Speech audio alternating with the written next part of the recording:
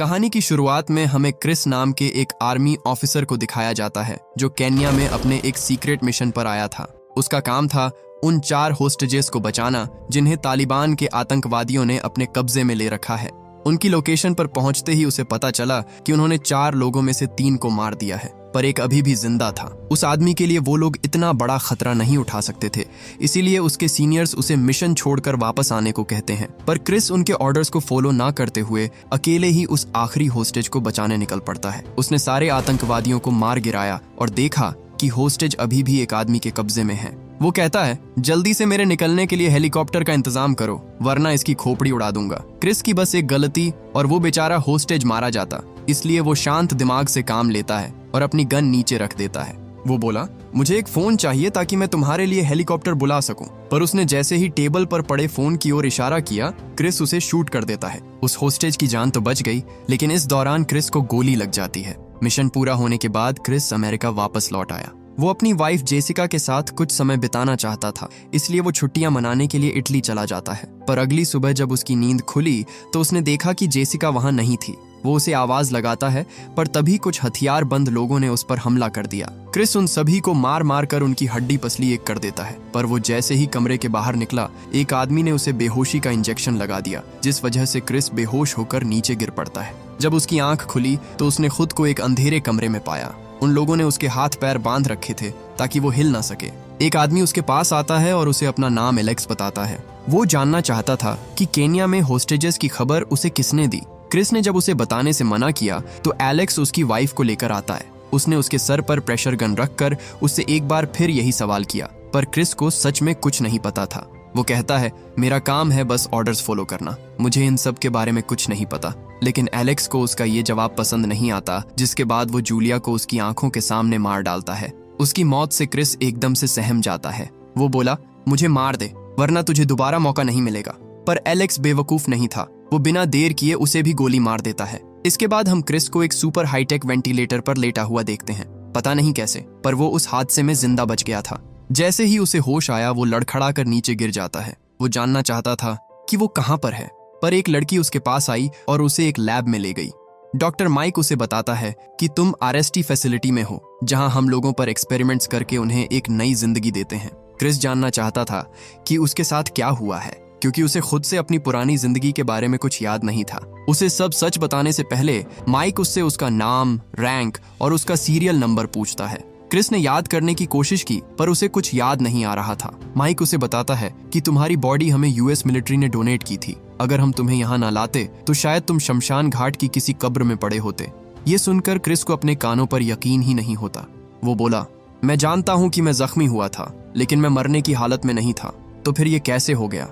उसे लगा कि घर पर जरूर कोई उसका इंतजार कर रहा होगा। वो उनसे मिलना चाहता था, पर माइक की असिस्टेंट लीसा उसे बताती है कि यूएस मिलिट्री सिर्फ उन्हीं लोगों की बॉडी डोनेट करती है जिनकी पहचान करने कोई नहीं आता, जिसका मतलब ये था कि उसका कोई परिवार नहीं है। डॉक्टर उसे बताता है कि तुम पहले ऐसे इंसान हो जिसे हम नई जिंदगी देने में कामयाब रहे हैं। अपनी कामयाबी का एक नमूना दिखाने के लिए माइक उसके हाथ पर चाकू मार देता है। क्रिस ने देखा कि उसके हाथ से खून बहने के बजाय कुछ ब्लैक पार्टिकल्स निकलने लगते हैं।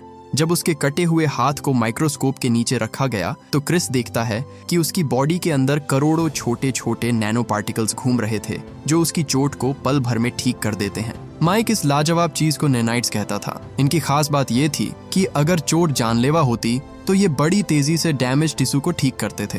क्रिस ने एक चूहे को देखा जिसके अंदर के नैनाइट्स ग्लो कर रहे थे।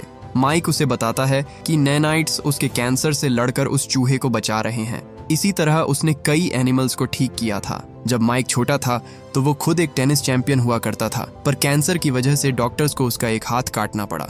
बैठकर रोने की बजाय उसने इस बात पर ध्यान दिया कि वो क्या कर सकता है, जिसके बाद उसने खुद के लिए एक नया हाथ डिजाइन किया जो उसके असली हाथ से ज्यादा स्ट्रॉन्ग था। इसके बाद वो उसे बाकी लोगों से भी इंट्रोड्यूस करवाता है। उसने सबके शरीर में उनकी जरूरत के हिसाब से सुधार किए थे। उसकी असिस्टेंट लीसा की विंड पाइप में एक डिवाइस लगा हुआ था जो उसे सांस लेने में मदद करता था। इसके बाद वो जेसन से मिलता है, जिसने इराक के एक बम धमाके में अपनी आंखें गंवा दी थीं। उसकी चेस्ट पर हजारों कैमरास लगे हुए थे, जिनकी बदौलत वो ऐसी चीजें भी देख सकता था जो नॉर्मल आंखों से दिखाई नहीं देती थीं। आखिर में वो लुक से मिला जिसने अफगानिस्तान में अपने दोनों पैर गंवा दिए थे। माइक की वजह से आज वो लोग पहले से बेहतर जिंदगी जी रहे थे, पर उसकी सबसे बड़ी कामयाबी क्रिस था, क्योंकि उसने एक मरे हुए आदमी को जिंदा कर दिया था। क्रिस कुछ देर अकेला रहना चाहता था, इसलिए वो अपने कमरे में जाकर बैठ जाता है। उसने अपनी पुरानी जिंदगी याद करने की कोशिश की, लेकिन उसे अपनी पुरानी जिंदगी की कुछ धुंधली तस्वीरें ही नजर आ रही थीं। वो सोने की कोशिश करता है पर सो नहीं पाता, क्योंकि उसे बुरे बुरे सपने आ रहे थे। मन शांत करने के लिए वो कुछ देर एक्सरसाइज करने की सोचता है, पर उसने जैसे ही पंचिंग बैग में मुक्का मारा, उसका हाथ बैग के आर पार चला गया। इसके बाद वो कंक्रीट पिलर पर अपनी ताकत आजमाता है और वो यहाँ भी निराश नहीं होता, क्योंकि वो नैनाइट्स उसकी सारी चोटों को सेकंडों में हील कर दे रहे थे। उसने जब डंबल्स उठाए तो 100 किलो के वजन भी उसे ऐसे महसूस हो रहे थे जैसे वो बच्चों के खिलौने हों। उनमें वजन नाम की कोई चीज ही नहीं थी। वो कुछ सोच ही रहा था कि तभी उसने लीसा को देखा, जो पानी में स्विमिंग कर रही थी। उसने पूछा, तुम अभी तक सोए नहीं? जिस पर क्रिस उसे बताता है कि उसे बुरे सपने आ रहे हैं। उसे ये थोड़ा अजीब लगता है, क्योंकि जब उसे कुछ याद ही नहीं है तो बुरे सपने कैसे आ सकते हैं। लीसा उसकी परेशानी समझती थी। वो दोनों एक बार में आकर ड्रिंक करने लगते हैं, जिससे क्रिस की उलझन थोड़ी कम हो गई। लेकिन जैसे ही वहां लगे स्पीकर्स में म्यूजिक बजा, क्रिस के सर में बहुत तेज दर्द होने लगता है। उस म्यूजिक से उसकी गहरी यादें जुड़ी थीं, जिस वजह से उसकी सारी मेमोरीज वापस लौट आती है। उसे याद आ गया था कि उसका और उसकी वाइफ का मर्डर हुआ था, और ये भी याद आ गया था कि उन्हें किसने मारा था। लीसा उसे रोकने की कोशिश करती है, पर अपनी वाइफ की मौत का बदला लिए बगैर वो रुकने वाला नहीं था। जिसके बाद वो उन कातिलों की तलाश में निकल जाता है। माइक उससे पूछता है, तुम कहाँ जा रहे हो? फौरन यहाँ लौट आओ। पर क्रिस को एक अधूरा काम पूरा करना था, इसलिए वो उसकी नहीं सुनता और वहां से चला जाता है।